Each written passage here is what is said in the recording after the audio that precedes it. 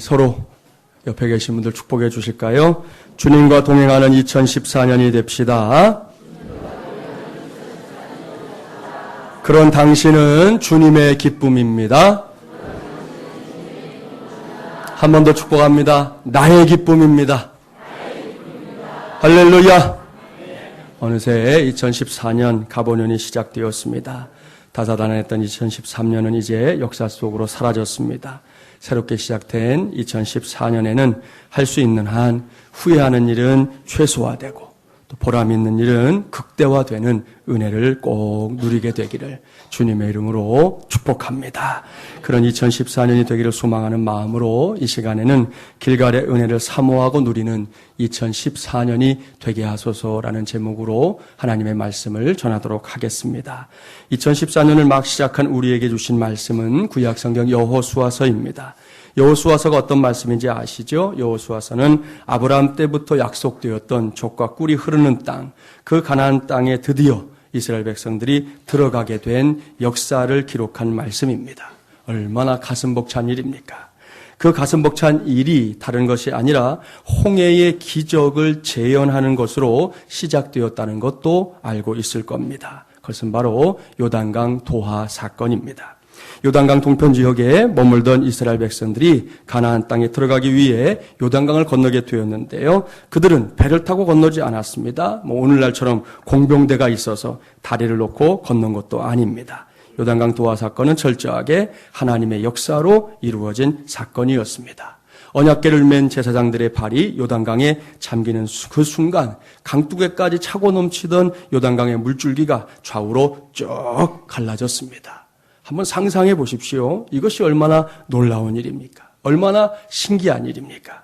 TV를 통해 우리나라의 어떤 지역에도 바닷길이 열린다는 뉴스 본 적이 있을 겁니다. 예를 들어서 전남 진도군 고군면 회동리와 의신면 모도, 띠섬이라고도 부르는 그 사이의 바다는 해마다 음력 3월 보름을 지난 대사리 때에 바닷길이 드러나는 신비한 현상이 펼쳐져서 현대판 모세의 기적이다. 그렇게 부릅니다. 이것을 해할이라고 하는데요. 사진으로 준비했습니다. 저렇게 되는 것이죠. 바다 한가운데 길이 생깁니다. 그 다음 것도 보시면 그 길을 이제 사람들이 저렇게 건너가는 일정한 시간 동안 바닷길이 열리는 것을 볼 수 있는데요.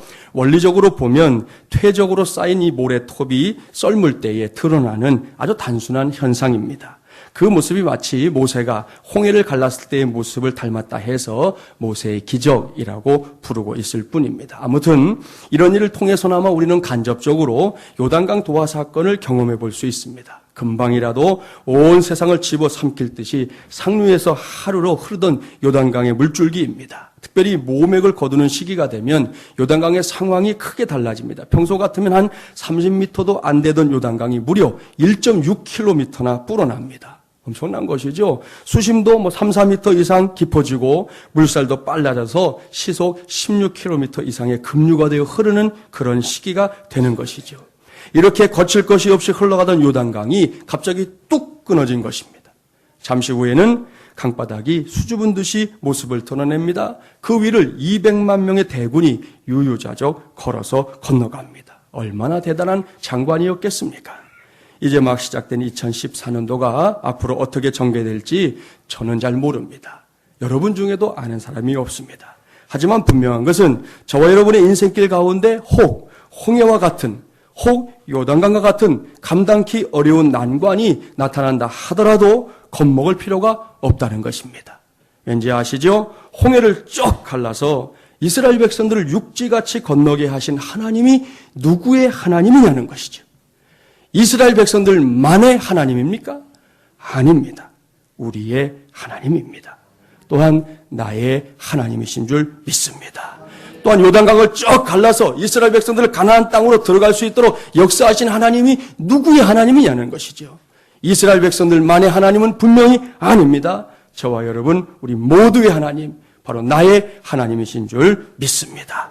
그 하나님의 솜씨가 수천 년이 지나면서 녹이 슬었을까요? 그 하나님의 능력이 세월이 흐르면서 이젠 그 정도에 미치지 못하게 되었을까요? 아닙니다. 절대로 아닙니다. 여호수아 시대의 이스라엘 백성들과 함께 하시고 그들을 위해 역사하신 하나님께서는 2014년도를 막 시작한 우리 시대에도 동일한 능력, 동일한 은혜, 동일한 역사로 자기 백성들과 함께 하시는 하나님이신 줄 믿습니다. 할렐루야! 하나님께서 이렇게 이스라엘 백성들의 편이 되어주시자 가나안 땅에서는 한마디로 난리가 났어요. 본문 1절 말씀 함께 봉독해 볼까요? 1절입니다. 요단 서쪽의 아모리 사람의 모든 왕들과 해변에 가나안 사람의 모든 왕들이 여호와께서 요단 물을 이스라엘 자손들 앞에서 말리시고 우리를 건너게 하셨음을 듣고 마음이 녹았고 이스라엘 자손들 때문에 정신을 잃었더라. 요단강 노아 사건이 이스라엘 백성들에게는 말로 다 할 수 없는 은혜의 사건이잖아요. 그러나 요단강 서편에 있던 가나안 사람들에게는 극도의 공포를 느끼는 사건이었습니다. 이스라엘 백성들이 요단강을 육지처럼 건넜다는 소식이 가나안 땅에 전해지자 그들은 사색이 되어버렸습니다.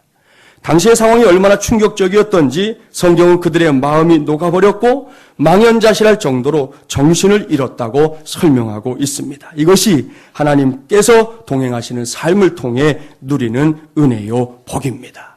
제가 요즘엔 설교 중에 축복 안 하는데요. 오랜만에 축복하랍니다. 언제든 쫄지 맙시다. 그 쪼는 목소리잖아요. 그거는 쫄지 말자는데 쫄아요. 다시 축복합니다. 언제든 쫄지 맙시다.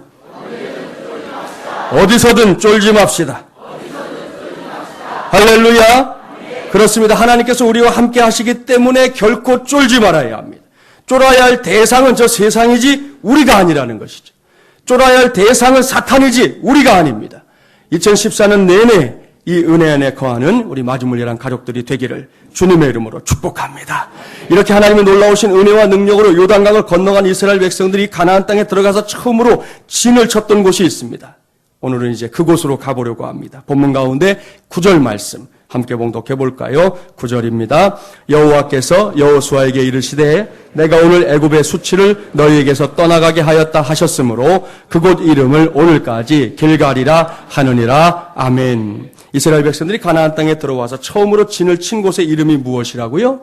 길갈입니다. 그 뜻이 무엇입니까? 여러분이 갖고 있는 성경 하단의 각 줄을 보면 그 뜻이 설명되어 있잖아요. 뭐라고 되어 있습니까? 굴러간다. 그렇게 되어 있습니다. 사랑하는 마지물이란 가족 여러분, 2014년 새해맞이 예배를 드리고 있는 오늘 이 밤에는 이 지명이 매우 중요합니다.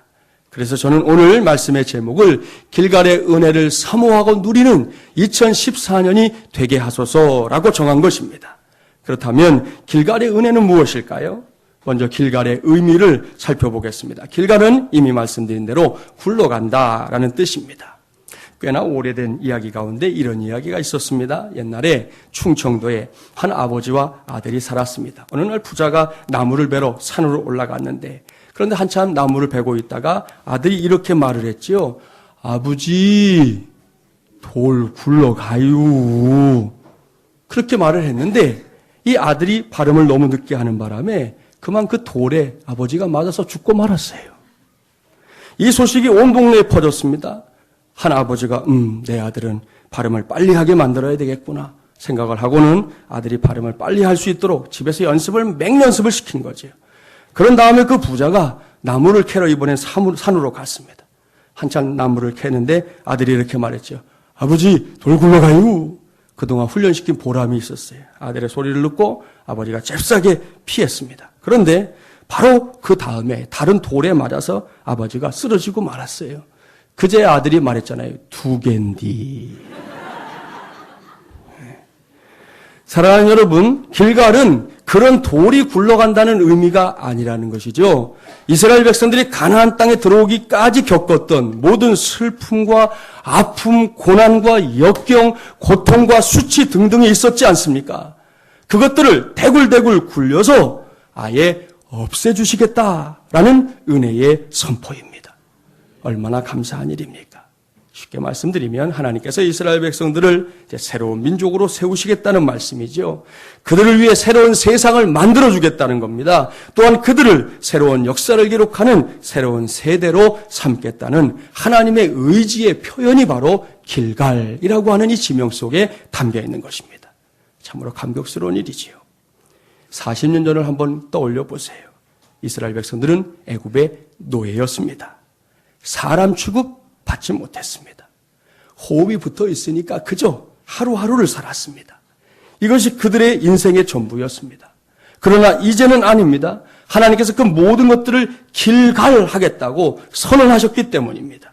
이것이 길갈의 은혜입니다. 이러한 길갈의 은혜는 2014년을 막 시작한 우리 모두에게도 꼭 필요합니다.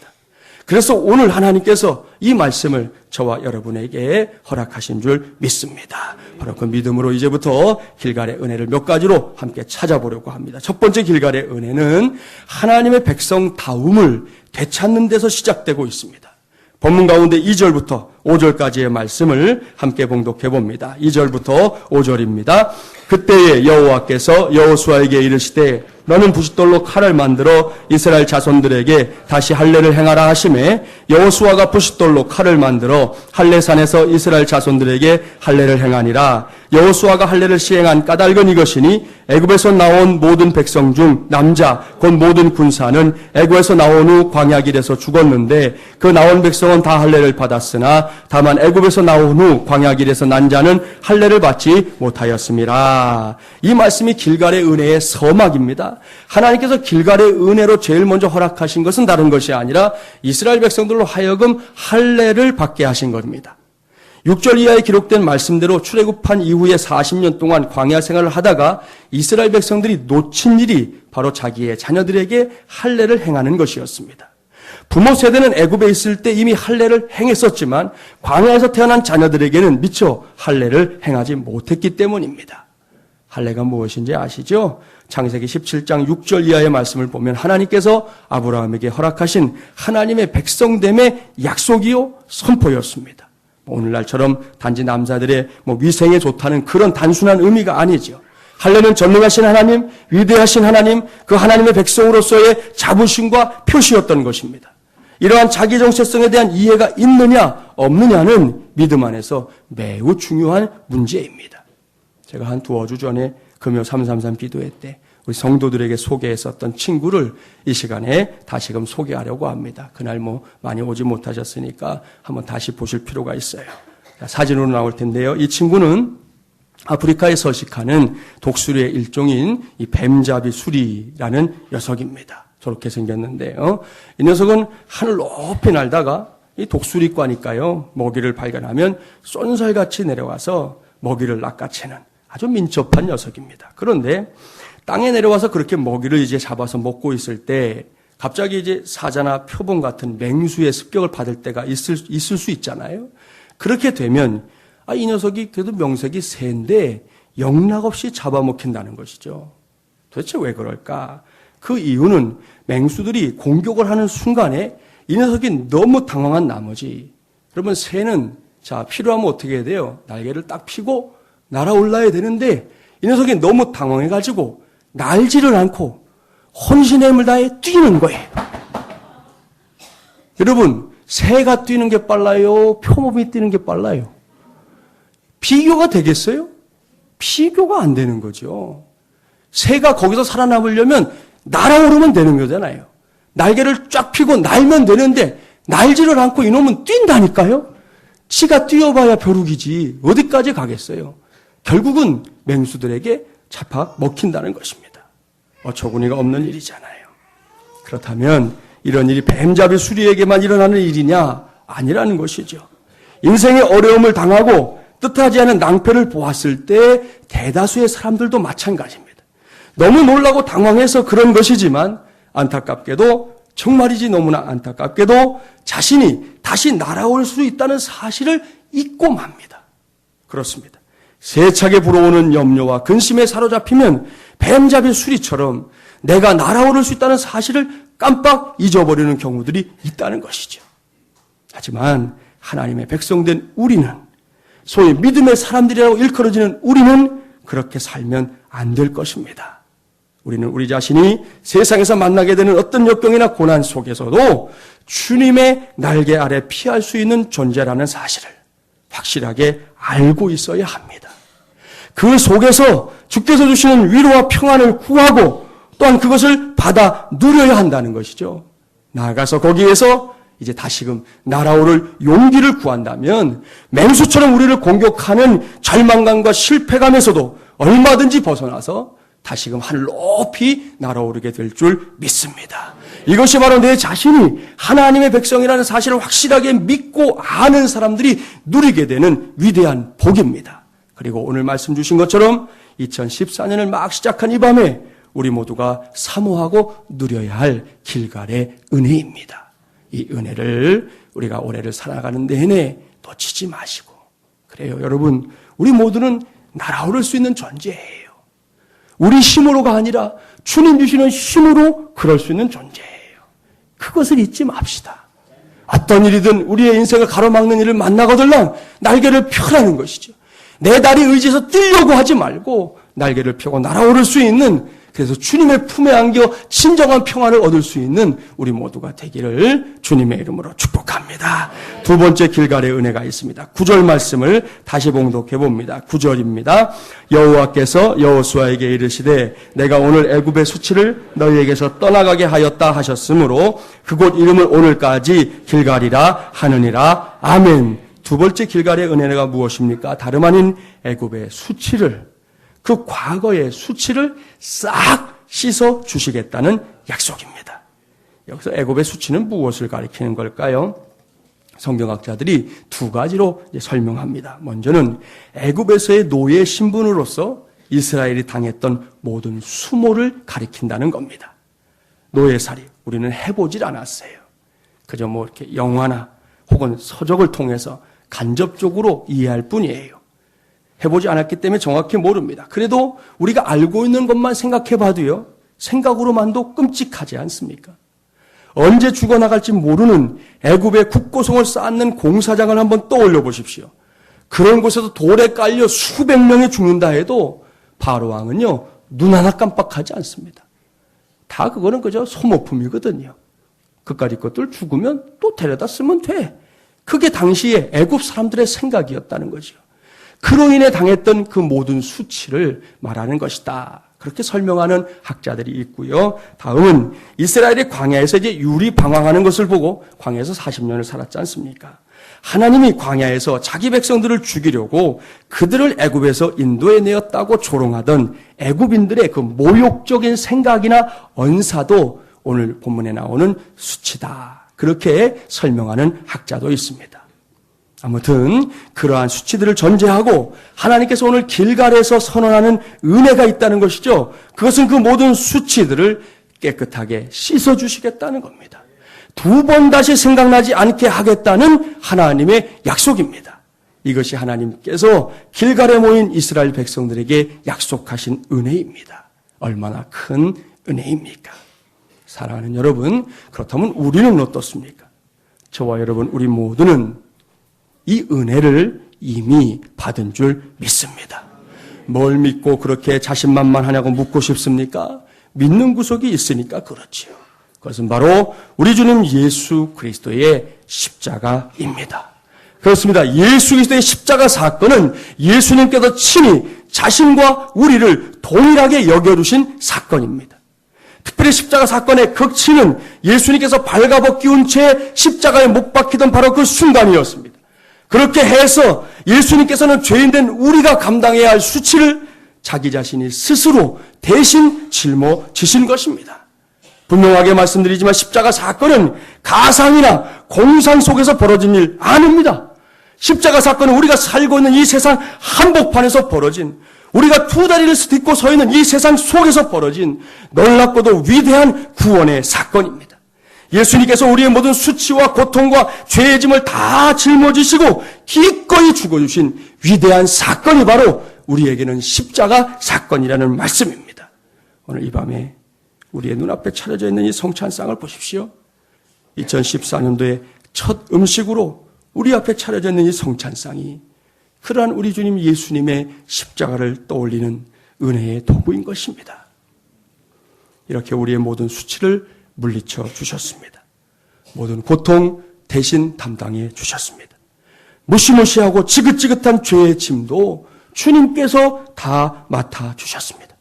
자신의 죽음으로, 그 피 흘림으로 억만 죄악 속에서 살아가고 있는 우리 모두를 용서해 주신 것입니다. 이것이 우리 시대에 허락하신 길갈의 은혜입니다. 믿습니까? 할렐루야. 믿는다면 묻겠습니다. 용서받고 구원받았는데 인상을 쓰면서 살아야 할까요? 아니면 환한 웃음을 띠며 살아야 할까요? 인상도 5만 가지가 된다고 그러죠? 5만 가지나 된다고 그러는데 그 5만 가지를 다 드러내며 살아야 할까요? 아니면 자신은 물론이고 다른 사람들까지 행복하게 해주는 미소진 얼굴로 살아야 할까요? 두말할 것이 없습니다. 무조건 후자입니다. 사랑하는 우리 마중물이란 가족 여러분, 우리 성도 여러분, 웃으십시오.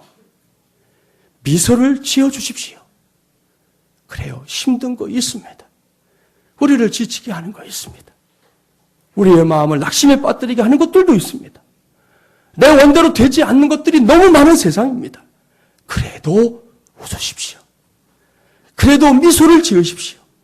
왜냐하면 내게는 예수 그리스도의 십자가로 말미암은 구원의 은혜가 있기에 내 모든 수치를 깨끗하게 씻어주신 우리 주님의 은혜가 있기에 그럴 수 있다는 말씀입니다. 우리가 그렇게 하면 하나님께서 더 큰 복도 부어주실 줄 믿습니다. 제가 오늘 낮에 신방에 필요한 물건을 사기 위해 잠시 마트에 다녀왔습니다. 그런데 그곳에서 일하시는 분이 저를 보면서 하는 말이 있었습니다. 미리 부탁드리는데 오해는 하지 마세요. 제가 지금부터 드리는 말씀은 정말입니다. 목사인데 제가 눈꽃만큼도 보태지 않았습니다. 그분이 한 말을 그대로 옮길 거니까 여러분 잘 들어봐 주세요. 손님이 너무 화나세요. 안 보탰어요? 하나도? 예. 손님이 너무 화나세요. 그 다음 말은 더 기가 막혔어요. 저는 태어나서 이런 말 처음 들어봤어요. 에스컬레이터를 타고 올라오시는데 너무 잘생긴 분이 올라오셔서 제가 이러고 쳐다보고 있었는데 저의 매장으로 들어오셨네요. 그렇게 얘기하더라니까요. 저는 그냥 올라왔는데 자기는 저를 보고 있었다네요. 근데 제가 들어왔대요. 그 다음 얘기. 키가 커서 그러시나 정말로 너무 화나시네요. 거기까지 말하고 좀 민망했나 봐요. 제가 이런 말을 하니까 좀 이상하시죠? 그러더라고요, 저한테. 여러분 정말로 한마디도 안 못했습니다. 마음에 안 드시면 저랑 같이 가보든지. 네. 김진철 목사가 아직은 이 정도는 되는 모양이에요. 아무튼 그 소리에 저는 제가 목사라고 밝히면서 아닙니다. 이상하냐고 물었으니까 또 제가 네 그러면 얼마나 민망합니까? 그러니까 아닙니다. 이렇게 서로를 칭찬해 주면서 살면 우리가 사는 세상이 얼마나 행복하겠습니까? 오늘 저를 행복하게 해주셔서 감사합니다. 우리 사장님은 참 좋은 분입니다. 그렇게 말씀드리고 물건을 사가지고 나왔는데요. 애들 말로 기분 째졌습니다. 사랑하는 마주문이란 가족 여러분, 정말로 오해하지 마십시오. 결코 제가 잘생겼다거나 제 미소가 대단하다거나 혹은 제 머리 주변에 휘황찬란한 후광이 있다거나 그런 걸 말씀드리는 게 아니에요. 딱 한 가지. 2014년도에는 모든 수치를 물리쳐주신 주님을 떠올리면서 우리 모두 할 수 있는 한 환한 얼굴로 미소 띤 얼굴로 살아가자는 것입니다. 제가 이렇게 낮에 가서 확인했는데 아까 저녁에 강 목사님을 통해서 더 놀라운 사실을 확인했어요. 이게 오늘 저만의 이야기로 끝나게 하려고 그랬는데 그게 아니더라고요. 그게 아니었어요. 지난 주일에 강 목사님이 저한테 얘기를 했어요. 목사님, 청년 하나가 교회에 올 것 같습니다. 누군데요? 그랬더니 이 피자헛에서 저 아르바이트라는 한 형제인데 그 형제가 목사님이 사는 사태의 그 아래층에 산다는 거예요. 그 형제가 교회를 가고 싶다고 이렇게 해서 그럼 우리 교회 오라고 해서 올 것 같다고 그러더니 아니나 다를까 3부에 왔어요. 3부에는 방문자로 소개했는데 끝나고 새가족 환영회를 하는데 그 형제가 여기 와서 앉아 있더라고요. 보니까 등록을 했어요. 이름은 김준, 그때는 혁으로 알았어요. 근데 김준혁은 아니고 김준형이에요. 김민성 지사님의 아들하고 이름이 똑같아요. 그래서 그 형제가 와갖고 하여튼 참여하고 갔는데 그러고 인사하고 끝났거든요. 근데 목사님 통해서 들은 얘기가 이제 놀라운 거예요. 뭐냐면 그 형제가 지금 주말에 토요일만 여기서 아르바이트를 한답니다. 그런데 그 형제가 계속 봤어요. 뭘 봤냐 하면 교회를 오르내리는 마중물이라는 성도들을 봤어요. 성도들이 뭘 봤냐 하면 얼굴을 봤어요. 근데 그 얼굴들이 자기가 알고 있는 사람들의 얼굴이 아니더라는 거예요. 이상한 나라에 사는 사람들이에요, 여러분들이 다. 이상한 나라의 앨리스예요, 여러분. 왜 그랬어요? 여러분을 보면서, 여러분을 지켜보면서 형제가 마음속에 동하기 시작했어요. 나도 교회를 가보고 싶은데, 나도 좀 저분들이 믿는 하나님을 좀 믿으면 어떨까? 그런 마음이 자꾸만 생겼다는 거예요. 그러다가 이제 강 목사님하고 만나게 돼서 제가 교회를 가고 싶습니다. 그렇게 이야기를 했다는 거예요. 그러니까 오늘 이 얘기는 제 얘기로 딱 끝나야 되는데, 예? 그래야 이게 좀 뭐 남는 장사가 되는데, 저녁에 여러분 얘기를 듣는 바람에 다 똥똥 돼버렸어요. 예. 감사한 일입니다, 여러분. 우리 마지못이란 교회를 드나드는 성도들의 모습을 보고 한 젊은이가 생각이 바뀌었다니까요. 저분들은 도대체 뭘 믿고 살길래 저럴까? 궁금해졌다니까요. 자기 발로 와서 등록했어요. 여러분, 그냥 일어나는 일은 아니라는 것이죠. 여러분, 이와 같은 삶 속에 바로 길갈의 은혜가 확실하게 임할 줄 믿습니다. 마지막으로 길갈의 은혜는 이전과는 비교할 수 없는 복된 삶을 누리게 하시는 겁니다. 본문 가운데 10절부터 12절 말씀 함께 봉독해 볼까요? 10절부터 12절입니다. 또 이스라엘 자손들이 길갈에 진쳤고 그달 14일 저녁에는 여리고 평지에서 유월절을 지켰으며 유월절 이튿날에 그 땅의 소산물을 먹되 그날에 무교병과 볶은 곡식을 먹었더라. 또 그 땅의 소산물을 먹은 다음 날에 만나가 그쳤으니 이스라엘 사람들이 다시는 만나를 얻지 못하였고 그 해에 가나안 땅에 소출을 먹었더라. 아멘. 만나는 지난 40년 동안 이스라엘 백성들이 광야에서 생활하며 주식으로 삼았던 그들의 양식이었지 않습니까?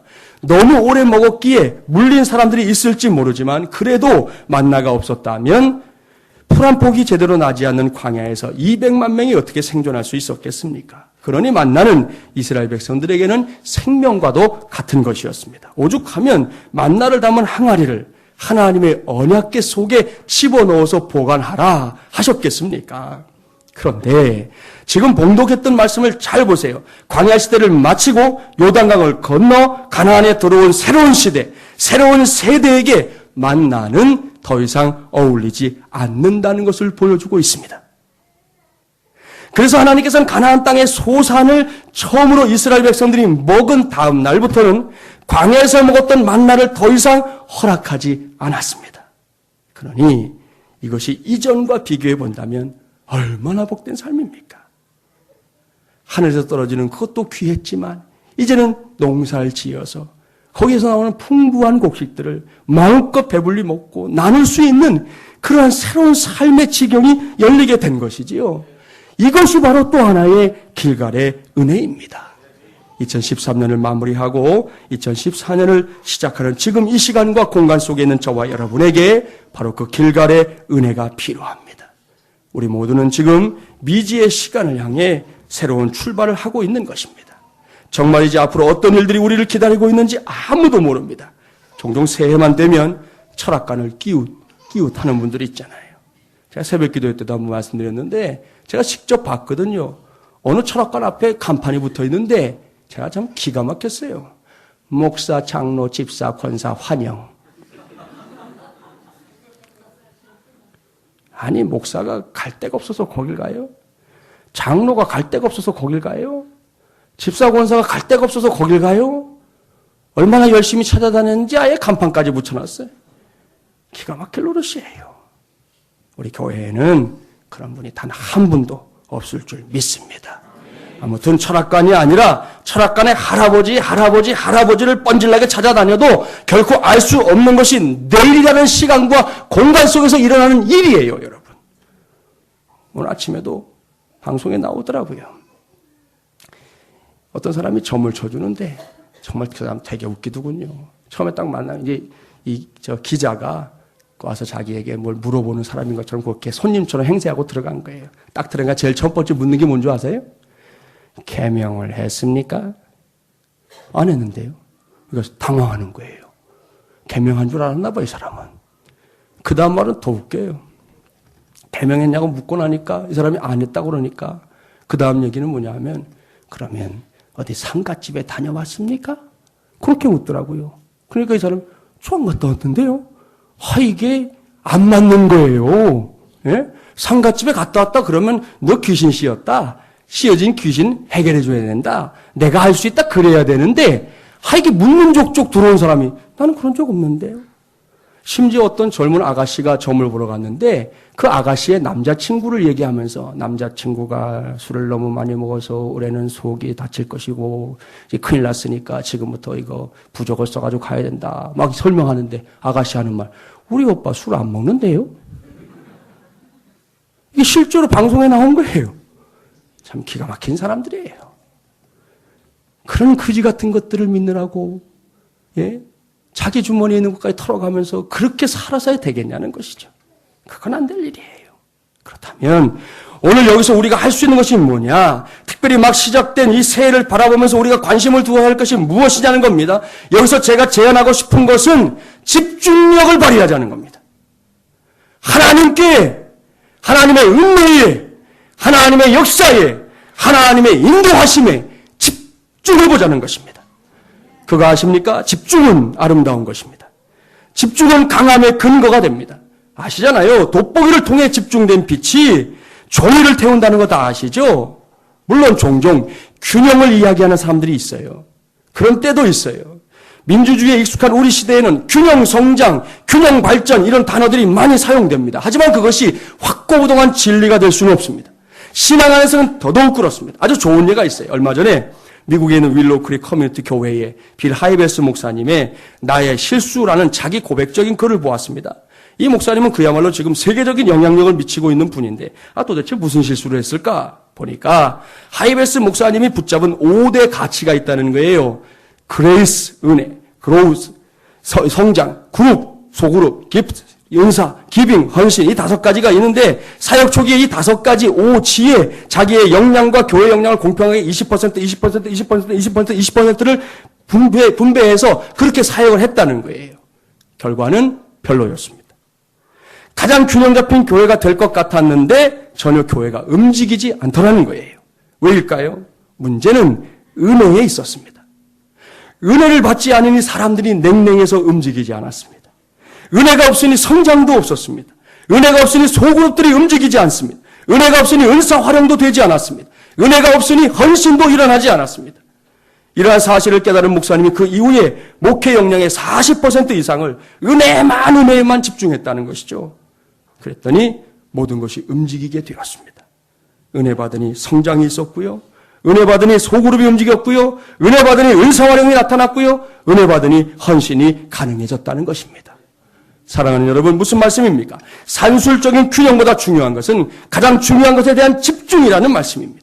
이것을 잊지 마십시오. 저와 여러분, 우리 마지막 예람 교회도 이것을 해내야 합니다. 불필요하게 마음을 분산시키지 말아야 합니다. 특별히 함께 마지막 예람 공동체를 세워나가는 저와 여러분이 같은 마음이 아닌 다른 마음을, 같은 비전이 아닌 다른 비전을 붙잡으려고 하면 안 됩니다. 2014년도를 작년과는 비교도 할 수 없는 복을 누리는 그러한 길갈의 은혜를 누리는 해로 삼고자 한다면 하나님께, 하나님의 은혜에, 하나님의 역사에, 하나님의 인도하심에 이전보다 더 집중할 수 있는 저와 여러분이 되기를 바랍니다. 그러한 믿음의 돋보기에 우리 모두가 집중하게 될 때 저와 여러분 개개인은 물론이고 우리의 가정과 교회 위에 길갈의 은혜가 충만하게 임할 줄 믿습니다. 사랑하는 마지막 예랑 가족 여러분, 오늘 저는 길갈의 은혜를 사모하고 누리는 2014년이 되게 하소서라는 제목으로 하나님의 말씀을 전했습니다. 올해 내내 이 지침들을 떠올리며 사십시오. 길갈의 은혜는 내 자신이 하나님의 백성다움을 되찾는 데서 시작됩니다. 길갈의 은혜는 모든 수치를 우리에게서 떠나게 하시는 은혜, 바로 그 십자가의 은혜입니다. 또한 길갈의 은혜는 하나님에게 집중하는 사람들에게 이전과는 비교도 할 수 없는 복을 허락하시는 은혜입니다. 막 시작된 2014년을 살아가면서 저와 여러분 모두가 이러한 길갈의 은혜를 사모하고 누리게 되기를 바랍니다. 그래서 2014년도가 우리 모두에게, 우리 마지막 예람 교회에게는 신바람 나는 복된 한 해가 되기를 주님의 이름으로 간절히 축원합니다.